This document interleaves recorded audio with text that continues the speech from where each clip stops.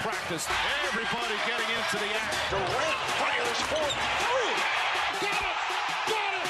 Here's Thompson for three. Shot by Steph Curry.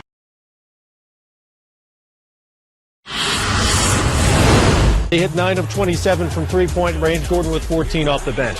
After two made Jonas Valanciunas free throws, kind of a weird possession here, guys. Yeah, Trent's got to get on the ball right there. I think the idea was the ball was supposed to wind up in Harden's hands, but whatever was drawn up just didn't quite work that way. Well, I would assume so, yeah. It was going to wind up in his hands, but Ariza came over to get it, and then there was an awkward couple of seconds before he finally got it to Harden. To the middle, and I don't know if he was waiting for the defender to bite or whatever. Then all of a sudden he established a pivot foot. He pivoted one time, came around, and then decides to flip it over to Harden, who basically had very little chance. Trevor's been playing great all year, but you don't want to make the mistake that ends the game or ruins it, and there's quite possibly an overplay situation coming up. So a little weird, just getting the timing down. Had to end sooner or later, and the 17-game win streak comes to an end in Toronto. Their first loss since January 26th. Raptors sweep the season series. They've won 7 in a row and 14 of 15. Here's Kyle Lowry after a 30-point night. Yeah, you know what? There were some great things that we did. I thought we fought hard. They played extremely well, especially the first quarter and the whole game. I mean, they are who they are, and they played great and they hit big shots, and hats off to those guys. That's great. But at the same time, there were some things that we had to up our ante a little bit after the first quarter. It's just we were maybe surprised by the intensity or whatever. We didn't quite come out with what we had to, but we had the last three quarters. So be it. Now we, gotta go back and get another streak. They already have two of the longest streaks in the league this season. So now Houston and Golden State are tied at 51 and 14. Warriors are in progress in Portland very early on there, where it's 18-13 Blazers on top. And of course, Golden State without Steph Curry. Also, Toronto now at 48-17 is just 3 games back of Houston for the best record league-wide right now. And look, they swept the Rockets. Kyle Lowry, fantastic, especially early on in this game. Yeah, Kyle Lowry from the beginning of the game knew that he had a hot hand going, came out and got himself going. And sometimes it's a little bit easier to get yourself going when the guy that's defending you may not be the best defensive player in the NBA. Let me show you. Who are you speaking of? Well, you tell me. He has a beard here, and you'll see. Watch when Kyle catches it. He knows Harden's not really serious about guarding him. He just catches it and shoots the ball. Then he comes at Harden in transition. Watch his crossover. Watch Harden on defense. Ooh. Let me look. Where is he? Oh, he's laying the ball up. He tried to bump him. Yeah, and then a little bit of ball movement, and Lowry starts away, and they start working around. And you want to go underneath the screen? Well, don't give up yet on Lowry, because he's going to back off him once again, and Lowry's going to make him pay the price with another 3.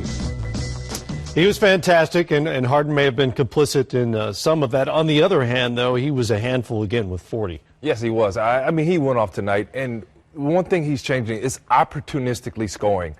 He was distributing early, getting teammates involved, and later in the game, he really took advantage of opportunities. If you see Harden here early on, he's taking advantage of patience. You see Clint Capella coming. He knows the lob threat is there, getting with the soft teardrop in the lane. Then he's coming down. He takes advantage of the mistakes. Serge Ibaka too far back off in the pick and roll, playing the angles, knows he's going to draw a foul or get a bucket. Nice little floater, tough to guard. James understands angles. He's an efficient scorer. He's not using a lot of effort, taking his time. Okay, giving me the right hand, clear path, getting the dunk right there. So James Harden, you see why he's leading the league in scoring. One of the, in my mind, MVP of the league. He's a favorite, hands down, and he's showing it tonight. Obviously, they lost, but what a fine match and effort for them. And by the way, for the record, Coach, I did see him put in effort on defense late in the game against DeRozan. Now, DeRozan scored on him, but he was actually trying to guard him. Well, some people are known as confidence builders, and he certainly builds your confidence if he's guarding you. Put it that way. He's built the confidence of a lot of teammates as well as some great playmaking. Yes, he has. But Toronto now, we keep talking about this team, and best home record, deep team, different offensively than they've been in years past. I mean, what else can you say about them? And what do you expect to change for them come playoffs that they haven't been able to do in previous playoff seasons? I don't think anything's going to change because we have to go back to last summer when front office met with coaching staff. The front office said, we need to do some things differently because we're not catching up to the league right now, Yes. the way the league is playing. Yes. So in sitting down and working together, they came up with a different style, a different way of playing, a different tempo, a different pace. And then DeMar DeRozan, their star, was told, look, we're going to play differently, and it may not be a set call every time down the floor for you in isolation. Right. We've got to move bodies more. We've got to move the ball more. You've got to work at your three-point shot because we're going to shoot more threes. They brought in Miles, okay? Their southpaw relief pitcher out of the bullpen came in, brought him in for three-point shooting, and all of a sudden, DeMar DeRozan comes back from work in the offseason, and he makes threes on a regular basis. They added some youth with that second unit, some of the young guys who have been very productive and tough. They've given them some more toughness. This is a really good team. And you got to think, if you're Coach Casey, you're preaching to your team right now. This is a must-win. Statement game to the league. Hey, guys, let's get home court advantage. Nobody in the league can beat us in 7 because we're going to take care of home. We beat the hottest team in the league right now. We're making a huge statement. And, guys, let's see where it goes. Nobody's looking at us. Nobody's thinking about us. Let's get into these playoffs and make some noise. It strikes me that Toronto has gone about this the right way. This has been a long build. They've established who their stars are, built around them, drafted well. But sometimes it's not good enough. And my question for you guys is, in any series against the elite teams of the league, they won't have the best player on the floor. Agreed? Agreed. Got really good players. Is it enough?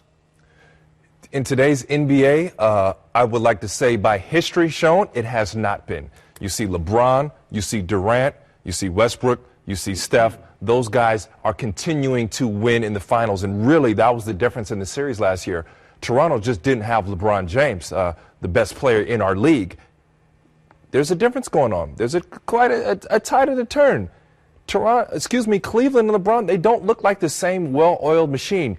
Can LeBron do it again? Can Cleveland do it again? It's not as clear-cut as it's always been. I know the turmoil is there. I know he's been through this dance before, but Toronto has to see hope, Coach. I think Toronto would go into it. If they have the number 1 seed, I think they go into this thing with a lot of confidence. Cleveland still has to show us, look, they've got LeBron James, and there's a lot to be said about having LeBron James on your side. Of course. Like 7 straight NBA finals. Okay? But other than that small accomplishment that he's been a part of, there's a bunch of new guys that are playing a lot of minutes. Now you got 2 big men out. Love's going to be coming back from the broken hand. No continuity at all. After missing 2 months, and now Thompson's out again. He missed a month earlier in the year. Now this injury again. Well, I don't know.